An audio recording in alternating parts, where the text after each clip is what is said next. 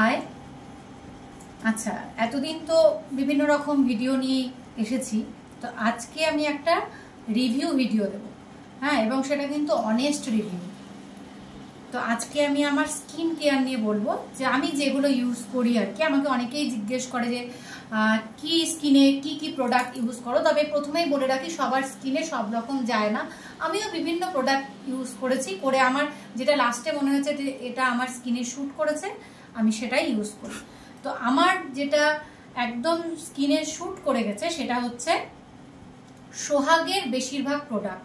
সোহাগ হচ্ছে একটা brand name, এটা সহেলি দাসের হ্যান্ডমেড প্রোডাক্ট। ও নিজে সব বানায়, নিজে হাতে বানায়।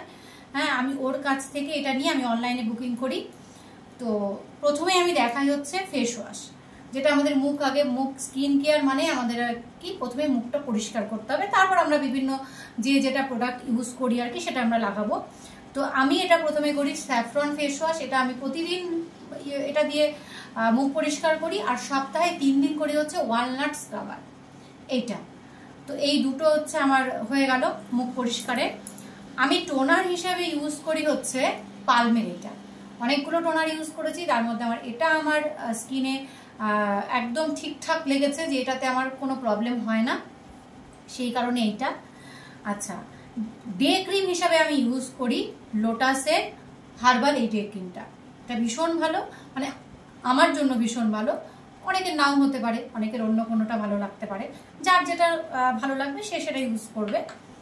আর তারপরে দিনে আমি ইউজ করি হচ্ছে ডার্মাকোয়ের এই সানস্ক্রিন জেলটা, SPF 60, ভীষণ ভালো। এটা আমার মনে হয় যে অনেকের স্কিনেই যাবে, শ্যুট করে যাবে। এটা আমার স্কিনে অনেক কিছু শ্যুট করে না। আমি অনেক সানস্ক্রিন জেল ইউজ করেছি, বিভিন্ন রকম প্রবলেম হয়, এটাতে আমার কিচ্ছু হয়নি। অতএব তোমরা একবার ট্রাই করে দেখতেই পারো।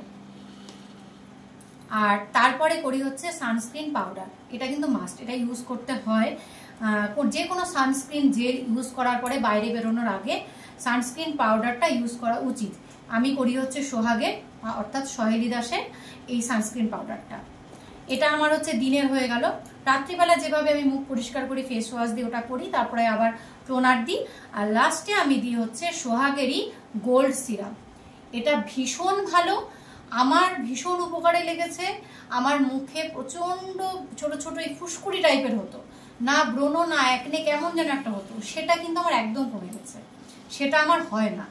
আর যেটা সামান্য 2 মাস 3 মাস বাদে বাদে তো একটা ব্রণ ওরকম পিম্পল বেরোয়, এটা অনেকেরই হয়তো বের হয় বেশি ঘাম হলে, বা কিছু আমাদের মেয়েদের কিছু হরমোনাল প্রবলেম হলেও সেটা হয়, সেটা আলাদা ব্যাপার। কিন্তু এটা আমার শ্যুট করে গেছে। তো এই হচ্ছে আমার স্কিন কেয়ারের সমস্ত প্রোডাক্ট। তাহলে আজকের মতো টাটা।